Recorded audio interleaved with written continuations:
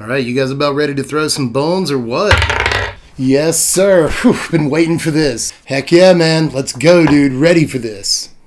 Why are you wearing toilet paper on your head? Oh, a guy likes having a toilet paper on his head. It's a whole thing he does. Oh, come on, man. Let him wear his toilet paper hat. Why not? Okay, fine. Whatever. Look, I just want to play some D&D. You guys okay with that? You ready? I know I'm ready. But first, can I just say how great it is to be with you guys again after all this time and all the terrible things that have happened? Oh, we're not doing that. Oh, sorry, we're not doing that? You don't want to do that? No, we're not. Look, what I want to do is play D&D with my friends, okay? And pretend like nothing bad ever happened over the last few years, and nothing bad ever will happen again. Is that okay? You guys ready? Okay, so here's our first scenario. You see a YouTube skit. Oh, roll for cringe. Success. And I'm your favorite magic channel's favorite magic channel. Best believe that the professor go bananas for my deck techs. What up, Wizards? It's Dev. Mtg magic stuff. And yeah, I'm wearing this shirt, which means the real Dev was the toilet paper on his head guy the whole time. But anyway, today, get together a party of RPG misfits, because we are going to venture into the dungeon, baby. Now, this is an archetype that I spent a long time and a lot of wild cards on to make sure it was correct, because there's a lot of ways to build this deck. Originally, I was working with Abzan, right? We get a sweet 3-drop like Varus. We get the Abzan Planeswalker, whose name is embarrassing to say, Eliwick Tumblestrum. You have to say it like that, or it doesn't work. But anyway, those are bad cards. It turns out Abzan was not great. You have to get a little bit more mid-range in your philosophy. You have to go a little bit slower. The mana's bad. The mana's really, really bad in that deck, and Eliwick is not the 4-mana Planeswalker that we're looking for. So that deck didn't work. It turned out, end of the day, after a lot of playtesting, that Orzhov was by a long shot. This is the deck right here. By a long margin, it was easily the best way to build this thing. And yes, I tried blue-black, nerds. It's not bad. Yonti Malison is fine. But anyway, I thought Orzhov, end of the day, was still the most efficient way to run this deck, and it definitely got some of the best dungeon stuff. Now, after you like and subscribe, I'll show you some of that stuff. Do it. Okay, anyway, here's what we're going to start the deck off with. We're going to play 4 copies of Nadar, a selfless paladin he is, 3 copies of Acererak, the Archlich, and 4 copies of Triumphant Adventurer. Now, being mythic, you might be tempted to think Acererak is the most powerful of these cards, and in other formats he might be, right? In Legacy, you can play Alurin and just get infinite dungeon triggers, never going through the tomb, if that's what you want to do. In Historic, even, on MTG Arena, you can play this with Omniscience, if you can figure out how to get Omniscience into play, and then you just play this over and over, and again, never go through the tomb, just go to the other 2 dungeons infinitely. That seems cool. We don't have infinite tricks like that in Standard, at least. Not yet, Wizards. Can we do it? Actually, that'd be terrible, wouldn't it? But anyway, Acererak in Standard is, again, not as powerful as he might be in formats where you can play him infinitely and go through a bunch of dungeons, but still a really sweet thing, and it doesn't take too long for us to get through the tomb, which is mostly what we're going to be going through. Only 4 shots and we're through that whole dungeon, and then we get a Love-Struck Beast for the rest of the game. For my money, and to my experience, Nadar is the much better card, even though the stats aren't anywhere near as impressive. At least it sticks around when you play it, and immediately ventures into the dungeon, much the same way Acererak does. But if it gets to stick around, then it at least gets to venture into the dungeon on attacks on the next turn. It doesn't even have to do combat damage. It just ventures on attacks, which is actually really sweet. If this does get to venture for you twice, and it's doing an awful lot of work for you, and if you get it in the late game after you've already completed the tomb, which again doesn't actually take that long, you can complete a tomb by relatively early in the game, and suddenly this is an Anthem effect too, and the vigilance matters more than you think. But honestly, Triumphant Adventure is the one that I saved for last, because it is just easily the best of these 3 cards. It blows all the other, venture into the dungeon cards out of the water, and I mean like all the other venture into the dungeon cards in Standard at large. This is just easily, simply the best of all of the venture stuff that you might be looking at. This is one of the reasons why a kind of streamlined, relatively low-curve Orzhov aggro deck is, I think, the answer if you want to venture. A lot of that is because of this guy. You might be excited about the 3-drops for the dungeon deck. I was. They look cool, and they are pretty good, but it turns out the whole time, this unassuming little 2-drop duder was secretly the engine of the deck. But that's not all the venture dudes we're playing. Hey, by the way, how you enjoying the deck tech so far? But we're also playing 2 copies of Barrowin of Class Under. Is it under? Do you just say under? I'm not sure how to pronounce that. But anyway, this guy is better than I thought, but still not good enough for more than a 2 of. I really didn't think he was going to make his way into the deck at all, but I decided to play a few games with this guy just to see if there was some fuss to be about, and it turns out there are a lot of cool spots for Barrow, and the ETB venture is actually pretty sweet. But if this dude gets to attack even once, and again, he doesn't have to do combat damage, he just attacks, and he gets back into Dar or an Acererak or Triumphant Adventurer or a bunch of the other creatures we're playing, because we are playing other creatures, even ones that have nothing to do with venturing. But this has so many targets to get back, and really relevant targets at that. So this turned out being worth at least a 2 of, and I'm thinking about pushing that 3 of. This card is just better than I imagined it would be.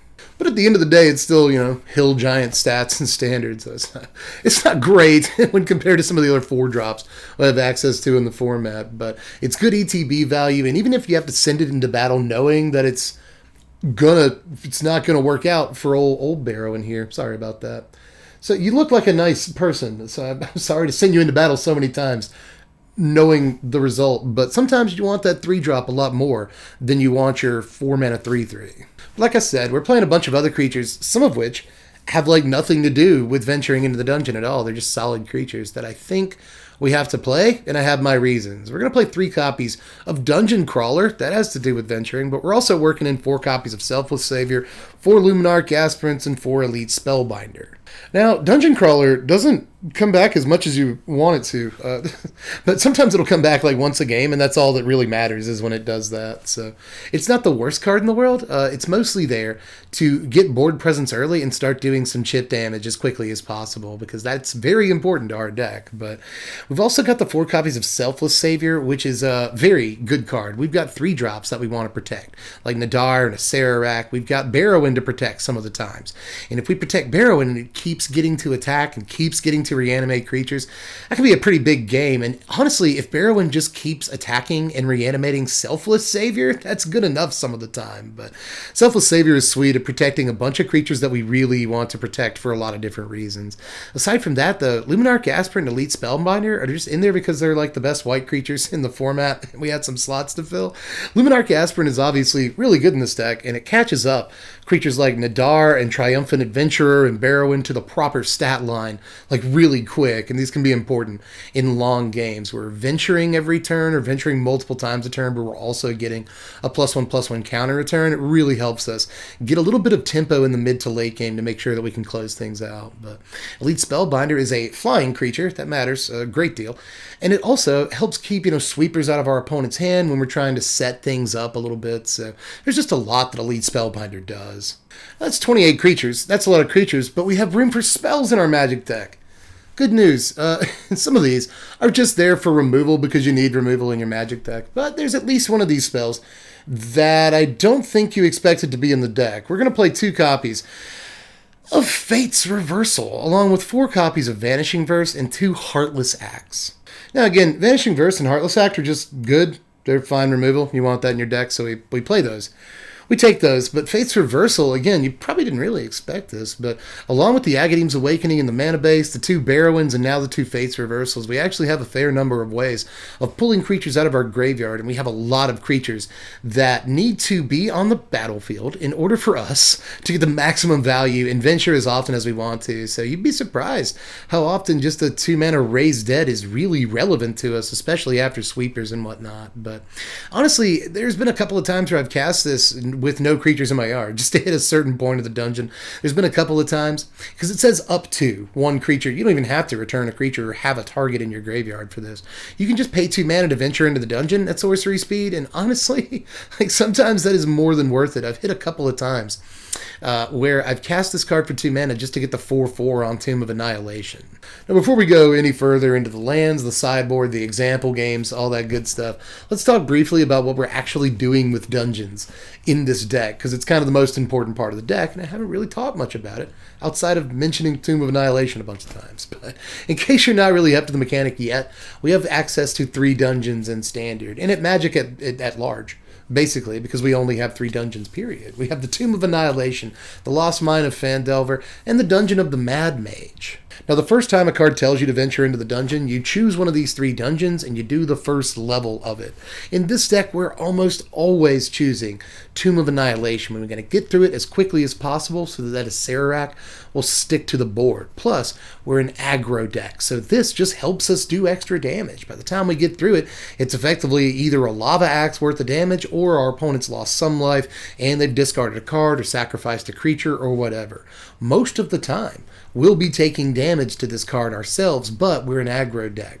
So as long as our opponent is taking damage from our creatures, we don't mind taking some damage to this. However, there are going to be times where you don't mind discarding a card, say, to the second level of it, because we have plenty of ways of getting cards back, or maybe you have an extra land or whatever. So when it's prudent to discard a card, do that. But for the most part, we're losing life to this, hoping that our opponent does so as well. Now remember that you can complete the same dungeon over and over, but once you've ventured into a dungeon, you can't go into another dungeon until you've completed the first dungeon that you chose. So do keep that in mind. But you can go through a dungeon an infinite number of times. So just because you've completed Tomb of Annihilation doesn't mean that you can't go back in and start over. Now, there are 24 lands in the deck, and we're going to work in 1 Agadeem's Awakening. I think that's all we really have room for, but, you know, if you wanted to, you probably get a couple more in there. But I also wanted to make sure that Shine Shadow Snarl came into play as untapped as often as possible. So we have to run some number of basics in the deck. Aside from that, there's a couple of creature lands, Cave of the Frost Dragon, Hive of the Eye Tyrant, just in case. And the worst one, which is Dungeon Descent. This card is as bad as you think it is. It's every bit as terrible as it looks, but it is still worth it to run 1 copy in the deck, especially when we're up against, you know, control decks and other decks that can interact with our creatures that can venture, they can interact with our spells that can venture, but they have a hard time interacting with lands that do that. So in certain situations, we have long, grindy games against counterspells. Something like this can really help, but for the most part, it is poopy. It's not great, but I think 1 copy is worth it. Now here's our sideboard. Let's talk about the 50 feet of rope, because it really sticks out as looking terrible. For the most part, it is, but this comes in against control decks where, just like Dungeon Descent, this card can it can go into the dungeon every single turn for a fairly hefty amount of mana. But again, it's relatively difficult for your opponent to interact with. If there's not much else going on in that game of Magic, it's not actually bad to have access to this. Aside from that, there's some humiliates in there. We have enough creatures that this is good. We have enough 1-drops that this is often good on turn 2 even. It's great tempo. Again, very good against those control decks and some of the combo decks in the format too. We got a couple of disenchants. This looks bad. Kind of is, right? There's a few answers, maybe even better choices than just disenchant in current standard right now. But I wanted this deck to be mostly playable in 2022 standard as well. Just take out the Heartless Axe and put in like Power Word Kill, and the deck is playable in 2022 standard. So I guess you're welcome for that. But in any case, Disenchant is in Zendikar Rising, so it's also playable in 2022. And we need something to take out the Ranger classes of the world, you know, the Paladin classes of the world, and a bunch of other artifacts and enchantments that we have issues with. So I want some sort of answer in the board, and maybe we can do better than Disenchant, but it's trusty. I've been playing Disenchant since 1995, and I'm not going to stop. But let's go on to the Precipitous Drops, another card that looks weird, but this is almost main deckable, especially against the mono white decks that have, you know, Selfless Saviors and Seasoned Hallowblades and other indestructible stuff like that. This can be a really, really good card whether we ventured or not, or whether we've completed a dungeon or not. But once we've completed a dungeon, it becomes very good, and no matter what, it's a venture when it ETBs. I've seriously considered putting this thing in the main deck a bunch of times. It's better than I thought it was going to be, even for 3 whole mana. It's kind of a lot of mana for a sorcery speed removal spell, but tacking on venturing into the dungeon is actually like a huge deal. Aside from that, a couple of other weird cards in the deck. There's Guardian of Faith, which originally I was playing like Selfless Glyph Weaver in this slot, and I was like, what are you doing? Guardian of Faith's like way better, but this is great for protecting all of our creatures from board wipes and stuff like that, because there's a lot of board wipes, and we need our dudes. We need them to venture, so we got to have them. Let's protect them with the Guardian. Aside from that, Crippling Fear comes in against the aggro matchups, and yeah, we'll lose a creature to this every now and again, but sometimes we'll be able to keep around a 5/5 of Sararak and just name like Dragon or something to keep our Nadara around, and that's good enough on a lot of occasions, especially if we're getting overrun. So Crippling Fear is kind of a necessary evil. Yeah, so I was playing, what is it called, Ranger's Hawk at first? The card was really bad. I wouldn't play Ranger's Hawk, don't do it. But anyway, Here are your power rankings. A final score of 65, which is a fine score, but that's mostly what the deck is. The deck is fine. It feels like a better than budget deck, but it is not budget, so not necessarily. So it better be a little bit better than budget. And for the most part, it is. When it gets rocking and rolling, when it gets to go first, when it gets the right draws without having to mulligan, sometimes this deck can do some really, really impressive things. You know, if it can play through removal or not have to worry about removal.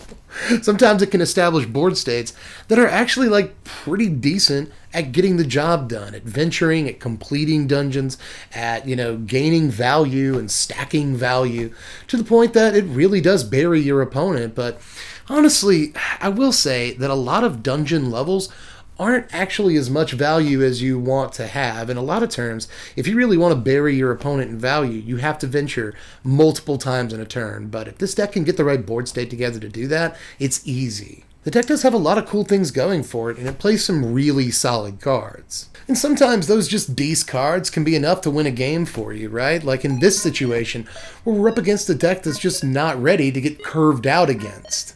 This is proof of concept of the fact that there's going to be games where we don't really venture all too often, and yet we can still win, just off the fact that we have strong opening plays and a decent early curve.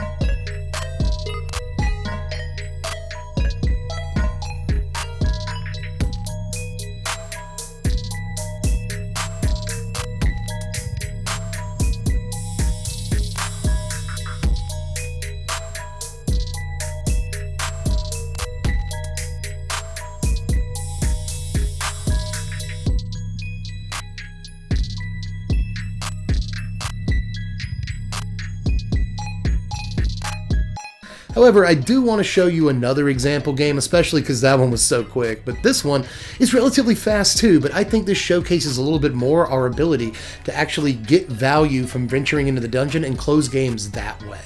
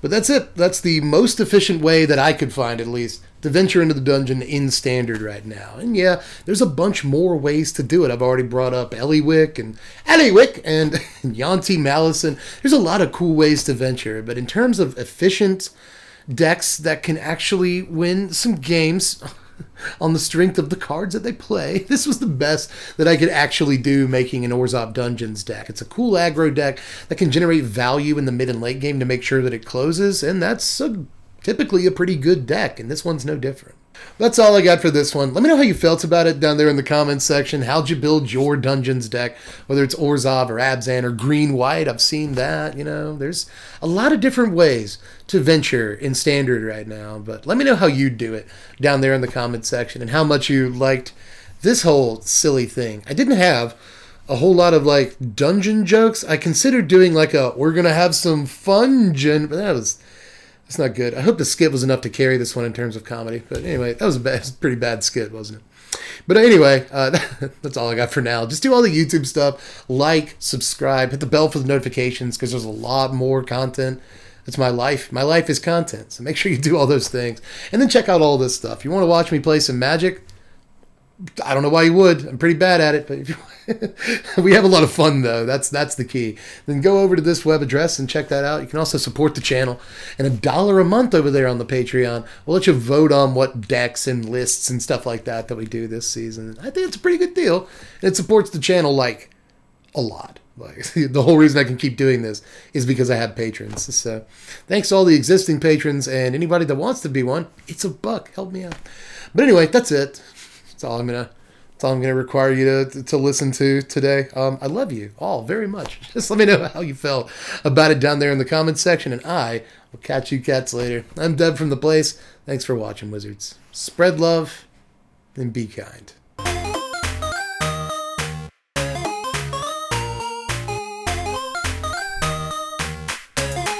Yep, I got a deal, got an inheritance, it's bigger than an elephant. How I got it's irrelevant. I'm staying at the Sheridan, I'll wax you like some paraffin. Itty giving me Hercules. That's Wednesday in American now. Let down your hair and dance.